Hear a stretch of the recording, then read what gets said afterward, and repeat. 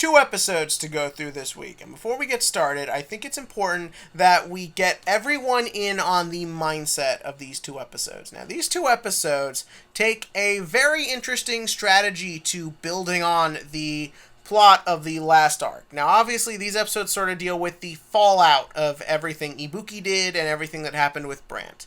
And so this episode these two kind of pick a very nice thing to do, and that is they take everything involving the Deleters, and everything involving the Takudo crap, and everything about Grand Conductor, and they throw it in the garbage. They disregard all of it.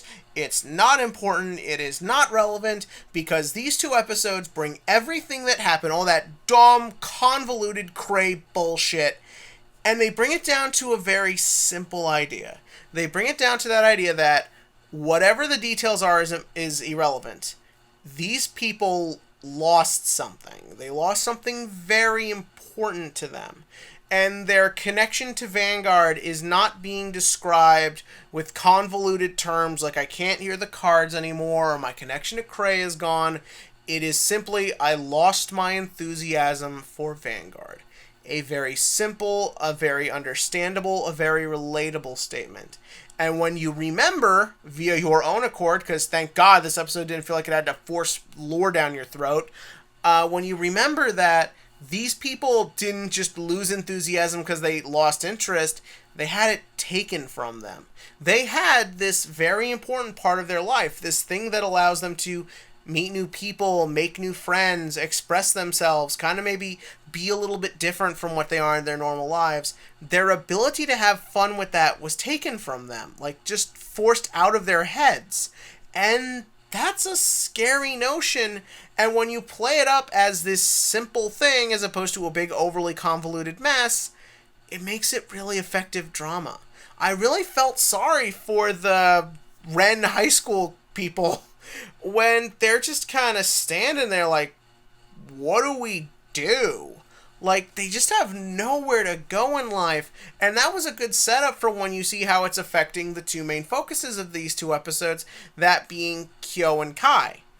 And for Kai, it's actually really sad to watch. Kai's only real sort of outlet in life is Vanguard. So with that not in it anymore, you really feel sad for the guy. Like, he's just kind of walking around lost and not really sure what to do. Also, that opening scene of Ultra Rare in the high school, and you just see like a bunch of boys in the corner like making lovey eyes at them. That was funny. And then the whole scene between Morikawa and Miwa was also really funny. You know, Morikawa's actually funny when he's not unpleasant and unlikable and they're not shoving him down our throats every 5 minutes. But yeah, and then we sort of see like how that affects Tetsu and how it affects Ibuki feeling bad about everything he did, and then we get into how it affects Kyo. And I'm telling you right now, I loved the Kyo stuff. Like, it was actually really good. First up, I like that everyone stayed deleted. Like, as much as I didn't really care for the whole plot line, I like that they did try and come up with a clever way to build on it, because it would have been so easy to just make it that Aichi beat Ibuki, and then he beat Brant, so everyone's just back to normal. It would have been so easy to take that shortcut, but no, they introduced this concept that everyone's got to sort of rediscover themselves, and everyone, most importantly, needs to make that choice to try and fix themselves and better themselves. And that's what this whole thing was about. Also, side note, before we get into it, I should probably, before I forget, get into everything with Rekka and Emmy and Emmy's friend. I know Emmy's friend has a name, but I don't care. She's Emmy's friend. So when that scene started, I'm like, are we going to sit through the same scene again?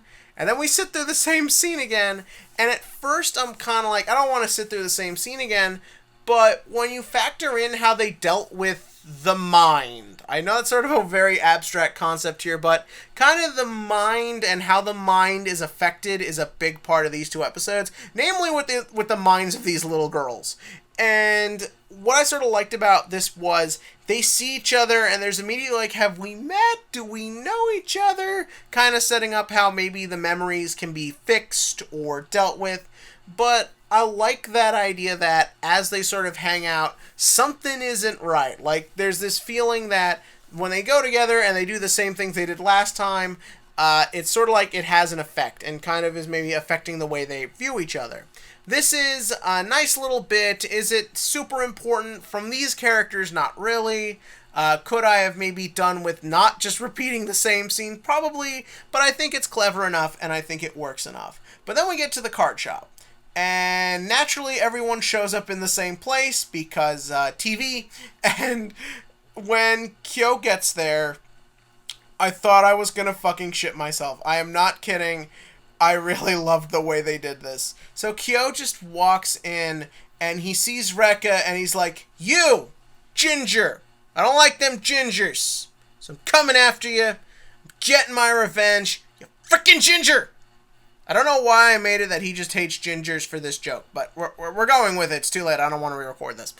So then they go and they have their card fight. And what I like about this is that Kyo gets his mojo back in a way that is unique to him. Him and Kai go through very different arcs during their respective card fights, and this is very important for making characters feel important. Kyo didn't go back to normal because someone else did something. Kyo went back to normal because he made that conscious decision. He made that effort. He wanted to beat Rekka. He wanted so badly to show that girl up. And it was great. It was really good seeing him make that choice. He could have walked away after fight 1. Tetsu didn't make him fight. Tetsu just said, good, you saw it to the end, you can do it. But ultimately, Kyo is the one who kept getting back up. Kyo is the one who regained his passion for Vanguard through trying to want to beat this girl, through having his normal urge to want to be the best, for just being Kyo, making choices, making decisions. These are what these things need to be about. Give me that reason that they care about Vanguard, even if that reason seems arbitrary, even if it's just that I'm Kyo and this makes me feel badass. That's the reason for that character to do what he does. And when he goes and he beats Rekka, when he gets that final turn and summons double crit guy, because let's be real here, every double crit card in Vanguard is double crit guy. When he gets that win, it really made me smile, and you just felt good to see Kyo come back to normal. You felt good to see him get his head back working right, and to see him overcome this force that he never understood, but that didn't stop him from figuring out a way to make it better. So when you see Kai do it, oh, it's so good. It really was great to watch. And I love the way they built on Kai's backstory. I love the way they kind of gave a reason for why Kagero, why Dragonic Overlord, and I like that it wasn't necessarily just a pleasing reason. Kai flat out says part of this was Dragonic Overlord felt like his anger. It felt like his desire to just, like, punch everyone who just kept abandoning him over and over again. He had that anger that someone like that would go through. But that also gave way to another reason why he liked Overlord. That idea of standing back up. That idea of never giving up. And always just trying to do the right thing. That's the big sort of theme here. Trying, making that decision, putting the effort in for your own life. So when he goes up against Mamoru, and you sort of see him go through all this in the fight, be challenged, want to get himself back to normal, and how he goes about it, it feels really good, and you root for him, and you want to see him succeed, and it's not just because the plot tells you to, it's because they went and built the emotional stakes of the whole thing. I really cared about Kai and Kyo getting back what was lost to them, so to see them get it, it really did feel good. Now, Kai said that he's not completely back to normal yet. Maybe that's because he's got to beat his big rival Aichi one last time. So we'll see about that in the future. Other thing probably worth referencing, it's not a huge deal yet, but obviously we saw the return of some G characters. Team Trinity Dragon, who I actually liked a lot more than I should have from what I've seen of G. And also the return of Mamoru. I think this is kind of cool because A, Blade Master is a Mamoru card, and the card most associated with him. I think it's a nice sort of sense of actual world building, making it that these people who live in the same town do end up coming across each other at some point. And also, if G is what comes next, fucking go for it. I don't necessarily want Strides back in the main game. We'll see where that goes. But I think it would be sort of nice to see them try and give this more sort of character-based treatment to the G storyline that they did here. So we'll see about that in the future. But what did you think of these past 2 episodes?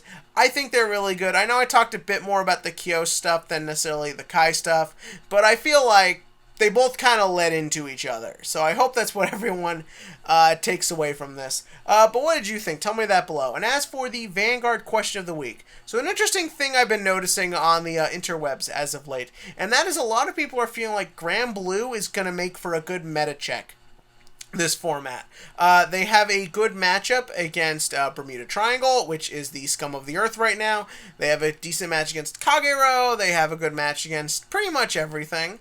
But do you think that'll be enough? Because simply just being a counter isn't enough. If you don't have enough push, then as a deck, you probably won't be able to go that far. But tell me what you think about that below. And as always, click to like, click subscribe, and join me next week as we pray to God that they don't make things worse by bringing Deleters and the Tatsunagi group back into it. Please don't screw this up, Vanguard.